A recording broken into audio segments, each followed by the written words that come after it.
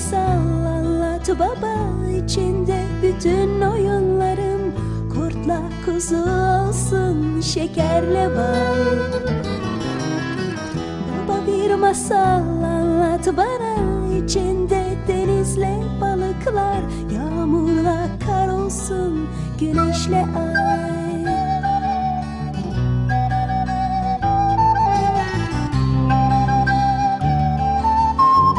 Anlatırken tut elimi, uykuya dalıp gitsem bile bırakıp gitme sakın beni.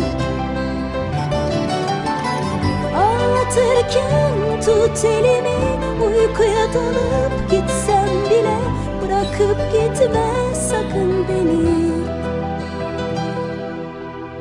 Bana bir masal anlat baba, içinde tüm sevdiklerim, içinde İstanbul olsun.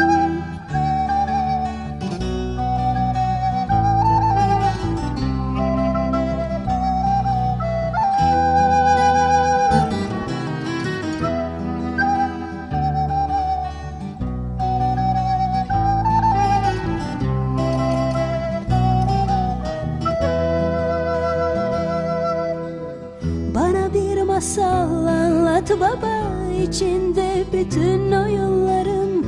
Kurtla kuzu olsun, şekerle bal. Baba bir masal anlat bana, içinde denizle balıklar. Yağmurla kar olsun, güneşle ay.